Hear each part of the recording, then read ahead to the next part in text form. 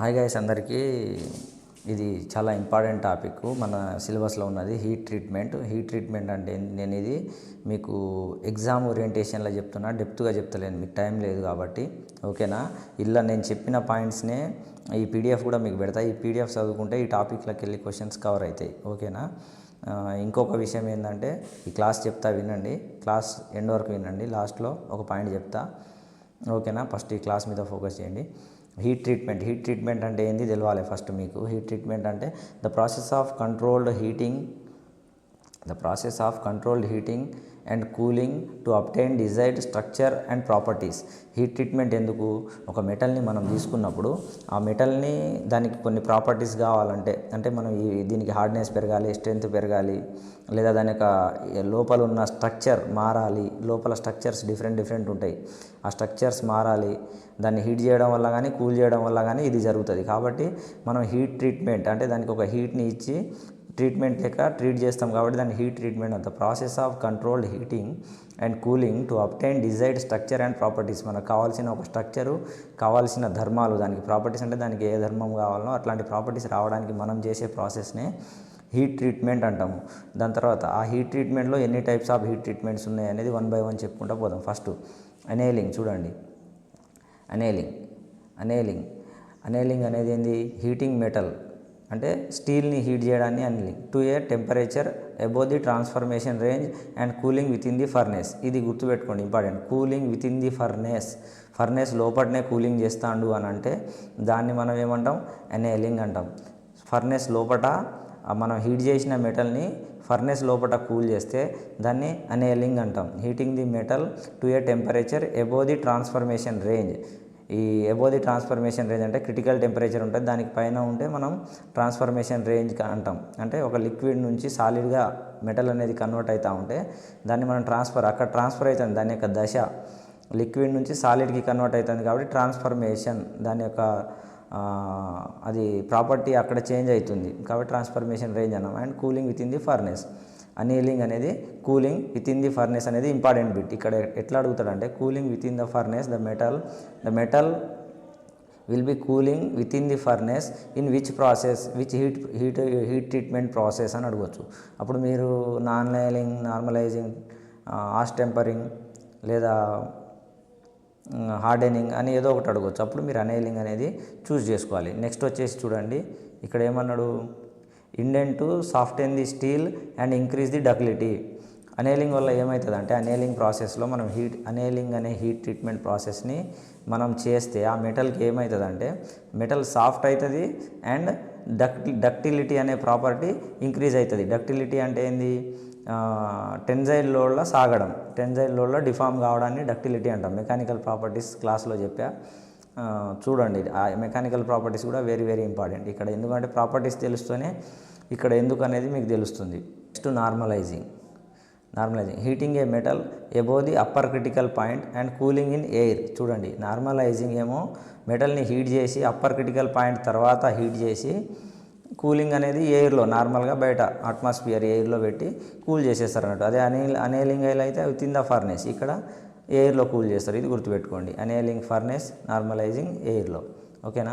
తర్వాత reason for normalising is to obtain the properties suitable for service కండిషన్కి సూటబుల్గా ఉండేలాగా ప్రాపర్టీస్ రావడం కోసం మనం ఒక మెటల్కి నార్మలైజింగ్ అనే హీట్ ట్రీట్మెంట్ ప్రాసెస్ చేస్తాము. Normalising heat treatment process above the upper critical point ఉన్నప్పుడు హీట్ చేస్తాము మెటల్ని, అండ్ స్టిల్ ఎయిర్లోనే మామూలుగా కూల్ చేస్తాము ఎయిర్లో. ఎందుకు అని అంటే సూటబుల్ సర్వీస్ కండిషన్స్, ఆ ప్రాపర్టీస్ సర్వీస్ కండిషన్స్కి సూట్ అయ్యే విధంగా రావడం కోసం నార్మలైజింగ్ అనే హీట్ ట్రీట్మెంట్ చేస్తాము. నెక్స్ట్ హార్డెనింగ్ అంటే ఏంది? Heating metal to a temperature above the transformation range. ఇది కూడా ట్రాన్స్ఫర్మేషన్ రేంజ్కి అబోవ్ ఉంటుంది. And sudden cooling in oil or water. Hardening ప్రాసెస్లో ఎట్లా కూల్ చేస్తారంటే సడన్గా వాటర్లో కానీ ఆయిల్లో కానీ కూల్ చేస్తారు అన్నట్టు. దాంట్లో సడన్ కూలింగ్, ఇది గుర్తుపెట్టుకోండి. Sudden cooling in oil or water. Hardening కూడా heating the metal above the transformation range and sudden cooling in water or oil. తర్వాత ఇక్కడ చూడండి, Austenite is transformed into martensite which is hard and brittle. Hardening అంటేనే మెటల్ని హార్డ్గా మార్చే ఒక heat treatment process. అది ఏం చేస్తుందంటే ఆస్టెనైట్ని మార్టెన్సైట్గా మారుస్తుంది. వెరీ వెరీ ఇంపార్టెంట్, గుర్తుపెట్టుకోండి. Austenite transformed into martensite in which heat treatment process అని అడుగుతాడు. Normalising, annealing, hardening, tempering. అప్పుడు మీరేం పెట్టాలి? హార్డెనింగ్ అనే ఆప్షన్ పెట్టాలి. Next tempering. Heating harden steel below lower critical point and cooling in air. చూడండి, tempering అంటే ఏందో చూడండి. హీటింగ్ హార్డెన్ స్టీల్, హార్డ్గా ఉన్న స్టీల్నే హీట్ చేస్తుంది. బిలో లోవర్ క్రిటికల్ పాయింట్ అంటే క్రిటికల్ పాయింట్కి కింద హీట్ చేస్తుంది. అండ్ కూలింగ్ ఇన్ ఎయిర్, ఇది కూడా టెంపరింగు ప్లస్ ఇక్కడ మనకి ఇంకోటి వచ్చింది కూలింగ్ ఇన్ ఎయిర్ అనేది నార్మలైజింగ్. గుర్తుపెట్టుకోండి, నార్మలైజింగ్, టెంపరింగ్ రెండు కూడా ఎయిర్లోనే కూల్ చేస్తారు. బట్ అక్కడ హీట్ చేసేది వేరే, ఇక్కడ హీట్ చేసేది వేరే. హీటింగ్ హార్డెన్, ఇక్కడ హార్డెన్ స్టీల్ని హీట్ చేస్తాడు, అక్కడ నార్మల్ స్టీల్ని హీట్ చేస్తాడు. ఓకే, ఇక్కడ heating harden steel below lower critical point, ఇక్కడ లోవర్ క్రిటికల్ పాయింట్ గుర్తుపెట్టుకోవాలి, lower critical point and cooling in air. ఇది ఏ మెటల్స్కి. Intent to change the martensite into troostite or సార్బైట్. ఇక్కడ గుర్తుపెట్టుకోండి, హార్డెనింగ్ అంటేనేమో ఆస్టెనైట్ని మార్టెన్సైట్గా మారుస్తుంది. టెంపరింగ్ అంటేనేమో ఇక్కడ చూడండి, టెంపరింగ్ అంటే మార్టెన్సైట్ని ట్రూసైట్ లేదా సార్బైట్ కింద మారుస్తుంది. ఓకేనా, గుర్తుపెట్టుకోండి. హార్డెనింగ్ ఆస్టెనైట్ని, ఇక్కడ చూడండి, హార్డెనింగ్ ఆస్టెనైట్ని మార్టెన్సైట్గా మారుస్తుంది. టెంపరింగ్ అయితే మార్టెన్సైట్ని ట్రూసైట్ లేదా సార్బైట్గా మారుస్తుంది. Intent to change the martensite into troostite or sorbite so that the undesirable characteristics in steel are eliminated. అంటే టెంపరింగ్ చేయడం వల్ల ఏమవుతుందంటే మనకు అన్డిజైరబుల్ క్యారెక్టరిస్టిక్స్ ఏదైనా ఉంటే, సంబంధం అవసరం లేని, మనకి ఆ పనికి రాని ఏమైనా ఉంటే ఎలిమినేట్ అయిపోతాయి టెంపరింగ్లా. ఎట్లా అంటే మార్టెన్సైట్ నుంచి ట్రూసైట్ ఆర్ సార్బైట్గా మార్చినప్పుడు ఆటోమేటిక్గా అవి అన్డిజైరబుల్ క్యారెక్టరిస్టిక్స్ ఎలిమినేట్ అవుతాయి. ఓకేనా. నెక్స్ట్ ఏందో ఉందో చూద్దాం. ఆస్టెంపరింగ్. టెంపరింగ్ అయిపోయిన తర్వాత ఆస్టెంపరింగ్ ఈ process of changing austenite into bainite at lower temperature 300 degrees. ఇక్కడ క్వశ్చన్ ఏ విధంగా అడగవచ్చు అంటే, మీకు ఆస్టెంపరింగ్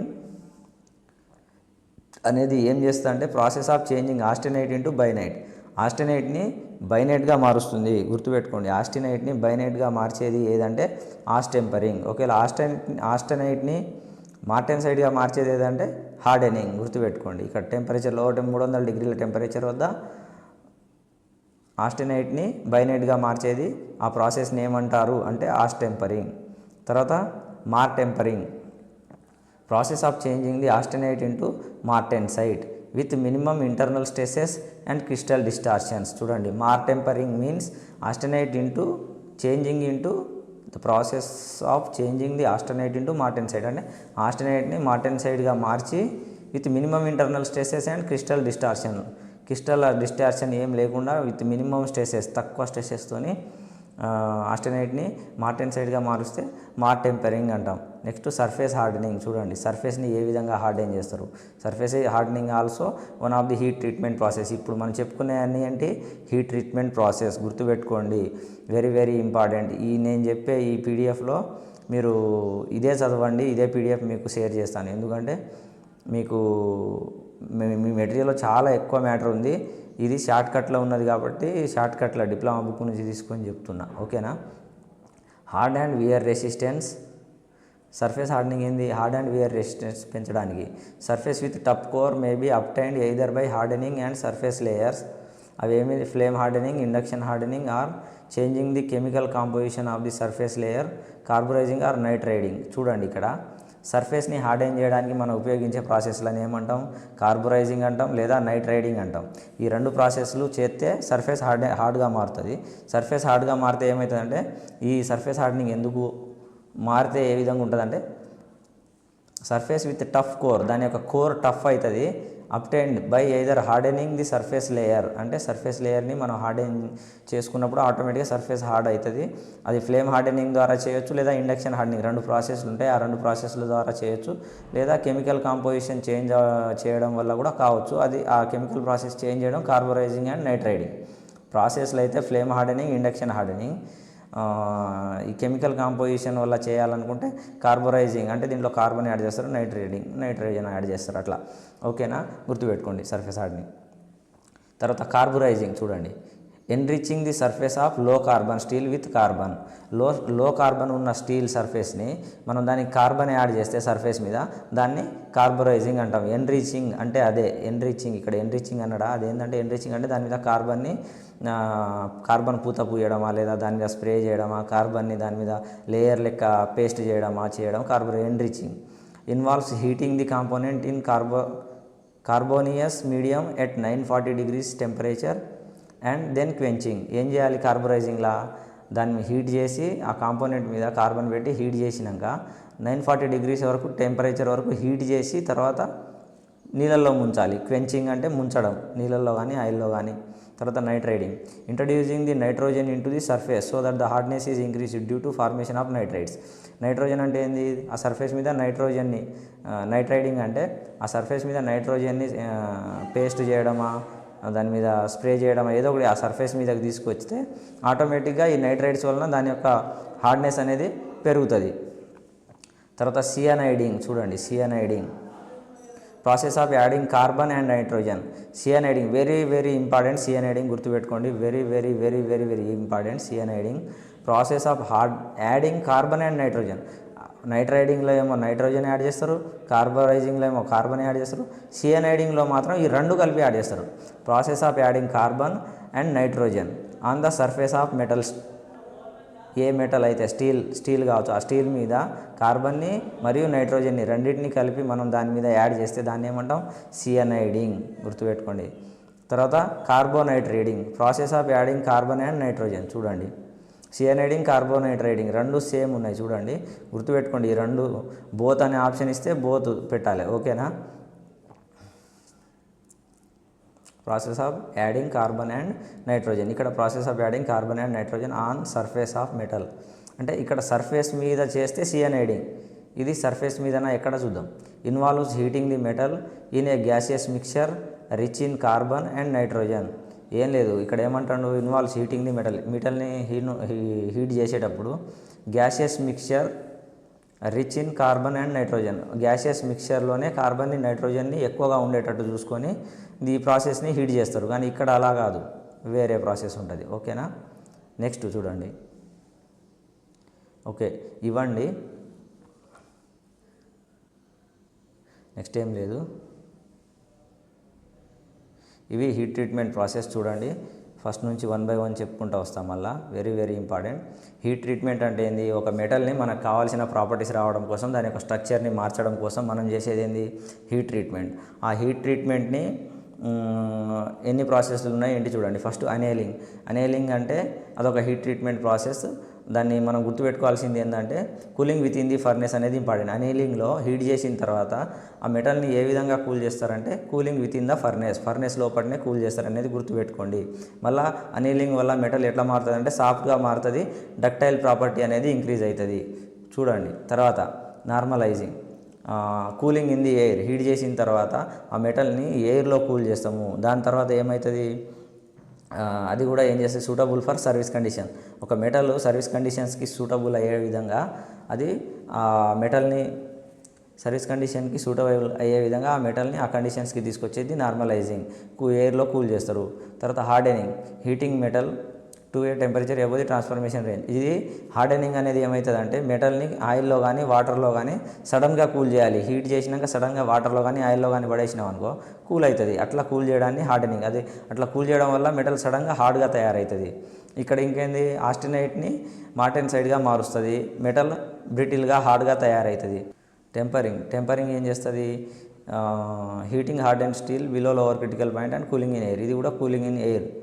ఇది ఎట్లా మారుస్తుంది అంటే మార్టెన్సైట్ని ట్రూసైట్ ఆర్ సార్బైడ్గా మారుస్తుంది. చూడండి, మార్టెన్సైట్ని ట్రూసైట్ లేదా సార్బైడ్గా మారుస్తుంది. ఇవి ప్రాసెస్లో 1 by 1 చూసుకోండి. ఆస్ టెంపరింగు, మాట్ టెంపరింగు, సర్ఫేస్ హార్డనింగు, కార్బోరైజింగు, నైట్రైడింగు, సియానైడింగు, కార్బోనైట్రైడింగు. ఓకేనా, కార్బోనైట్రైడింగు ఇవన్నీ చూసుకోండి. ఓకే, ఇది హీట్ ట్రీట్మెంట్ ప్రాసెస్. ఈ క్లాస్ మీకు ఇప్పుడు అప్లోడ్ చేస్తాను. రిమైనింగ్ క్లాసెస్ కూడా వన్ బై వన్ మీకు అప్డేట్ చేస్తూ ఉంటాను. మీరేం టెన్షన్ పడొద్దు. నేను ఎందుకు క్లాసెస్ చేస్తలేనంటే మీకు టైం లేదు. ఇప్పుడు టైం లేదు కాబట్టి మీరు స్టడీస్ మీద ఫోకస్ చేయాలి. ఇప్పుడు ఎంసీక్యూస్ మీద బాగా ఫోకస్ చేయాలి. ఇప్పుడు మీరు ఎంత క్లాసులు విన్నా కూడా మీరు ఎంసీక్యూస్ అనేది పర్ఫెక్ట్గా ప్రాక్టీస్ చేస్తేనే ఎగ్జామ్లో అటెంప్ట్ మంచిగా ఇవ్వగలుగుతారు. మళ్ళీ నేను మాక్ టెస్ట్ ఒకటి పెట్టాను కదా, అందులోకి వెళ్ళి మాడ్యూల్ వైజ్ రాసుకొని చెక్ చేసుకోండి మీకు ఎంత నాలెడ్జ్ ఉంది, ఎన్ని మార్క్స్ వస్తున్నాయి. ఆ మాక్ టెస్ట్ రాస్తే 50 క్వశ్చన్లు రాస్తే 50కు 40 చేస్తారా, 45 కరెక్ట్ చేస్తారా చూసుకోండి. 25 క్వశ్చన్లు రాస్తే 20లో 20, 22, 23 కరెక్ట్ చేస్తారా లేదా చూసుకోండి. ఎందుకనంటే మీకు ఇప్పుడు ఈ టైంలో ఈ 1 వీక్ ఇప్పుడు టైం ఎంత ఉంది మీకు, మా అంటే 7కా 6 ఉన్నది ఎగ్జామ్. ఆ టైంలో మీరు ఇప్పుడు 1 వీక్ మీరు ఏం చేయాలంటే ఎంసీక్యూస్ బాగా ప్రాక్టీస్ చేయాలి. అందుకే ఆ మెటీరియల్స్ అన్నీ పెట్టేశాను. వాడు సడన్గా డేట్ ఇచ్చేసిండు. మనకు టైం ఉంటే అసలు ఈ టాపిక్స్ అన్నీ మిమ్మల్ని ఒక జమ్ము లెక్క తయారు చేద్దును సబ్జెక్ట్ చెప్పుకుంటా. కానీ టైం లేదు కాబట్టి నెక్స్ట్ ఏ నోటిఫికేషన్ ఉన్నా డెప్త్గా వెళ్ళిపోదాం మనం సబ్జెక్ట్లోకి. ఇప్పుడు మీరు ఓన్లీ ఎంసీక్యూస్ మీద బాగా ఫోకస్ చేయండి. నేను ఇంపార్టెంట్ టాపిక్స్ ఏది ఉన్నా కూడా ఇట్లా క్లాస్ చేసి మీకు పెడతా ఉంటాను. ఓకేనా, మీకు ఎగ్జామ్ ఓరియంటేషన్లో. ఓకే, మిగిలిన టాపిక్స్ కూడా వన్ బై వన్ ఇంపార్టెంటే, మరీ డెప్త్గా చెప్పాను. ఇంపార్టెంట్ ఎగ్జామ్ ఓరియంటేషన్లో ఏది వస్తుందో అవే చెప్తాను. Okay, bye. మీరేం నిరుత్సాహపడకండి, ఎంసీక్యూస్ ప్రాక్టీస్ చేయండి అంతే. Okay, bye.